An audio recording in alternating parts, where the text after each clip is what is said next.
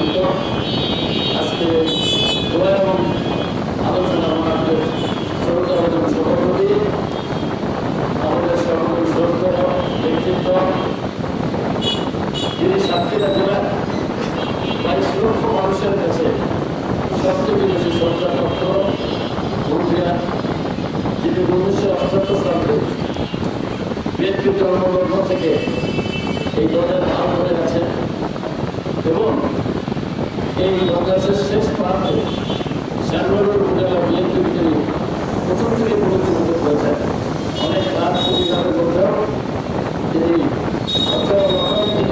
এই দলকে ধরে রেখেছেন। অনেকবার হয়তো ওনার সংসদ সদস্য হওয়ার কথা ছিল হিসাব অনুযায়ী, কারণ বিশেষ করে 2001 সালের নির্বাচনে যখন 4 দলীয় জোট গঠিত হয়েছিল তখন বাংলাদেশ জাতীয়তাবাদী দলের সাতক্ষীরা 5 থেকে ওনার নাম সিলেকশন করা হয়েছে। কিন্তু অনিশ্চিত দিনের পরিবেশ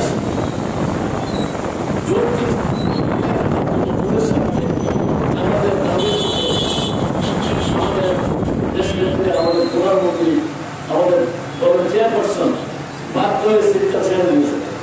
সেই মানুষ আজকে আমাদের মধ্যে সভাপতিত্ব করছেন। আরো বিশেষ এই শ্যামনগর উপজেলা বিএনপি তথা শ্যামনগর পৌরসভা বিএনপি তথা ভারতীয় সংগঠন সভাপতি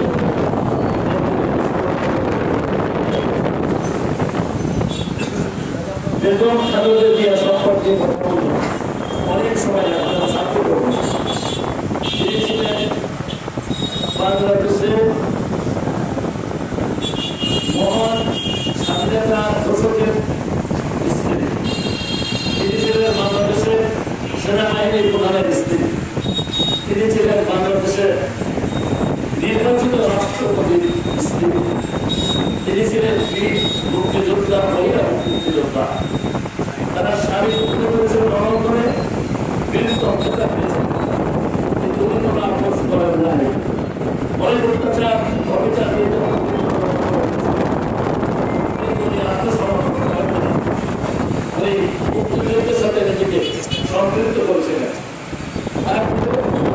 উনি যখন স্বৈরশাসক ইসলাম রাষ্ট্র 9টা বছর সাইজ ভাই সাক্ষী, সবাই সাক্ষী, আমি এই দেশ এবং মাটির সাথে বৈজ্ঞানিক করবো, আমি কোনো অবস্থাতেই আপোষ করবো না। যেটা সঠিক কাজ, যেটা অন্যায় হয়েছে সেটা আমি বিচার করবো। আমি তোমাদের দেবো কিন্তু অপেক্ষা করতে পারবো। আপনারা জানেন যে ওই মাল্টি লেভেলের সমাজ ওনার কাছে খবর দিয়েছিল যে আপনি বা দেশের বাইরে সুস্থভাবে থাকেন, আবার আপনাকে ফিরিয়ে এনে প্রধানমন্ত্রী করা হবে।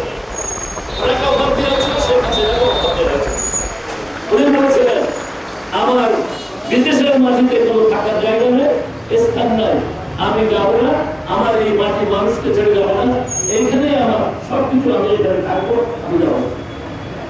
এই জন্য কিন্তু আমাকে আপোষের বলা হয়, এর জন্য হয়। তারপরে আবার আসেন যখন আপনার ওই অন্য লেভেল যে নির্বাচন আপনারা দেখেছিলেন, মাত্র 29টা আসন দিয়েছিল ওই কুশীলতা ষড়যন্ত্র করে আওয়ামী লীগকে রাষ্ট্রীয় ক্ষমতা রেখেছে। কিন্তু তারপরেও কিন্তু কোন আপোষ করেন না। এই যে তিনি আজকে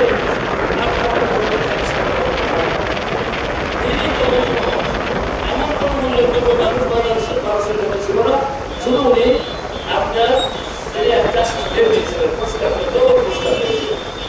শেখ হাসিনা যখন পার্লামেন্টে তার বিরুদ্ধে যখন বিভিন্নভাবে প্রচারণা করছে, সারা পৃথিবীতে প্রচারণা করছে, তার নোবেল পুরস্কারের বিরুদ্ধে যখন কথা বলছে, বাংলাদেশের কেউ কিন্তু কথা বলতে সাহস পায় না। আমাদের নেত্রী যখন খালেদা জিয়া পার্লামেন্টে দাঁড়িয়ে 1 ঘন্টার বেশি বক্তব্য দিয়েছিলেন, এই সাহসিকতা যেটা বললাম, অবশ্যই এই ডক্টর ইউনূস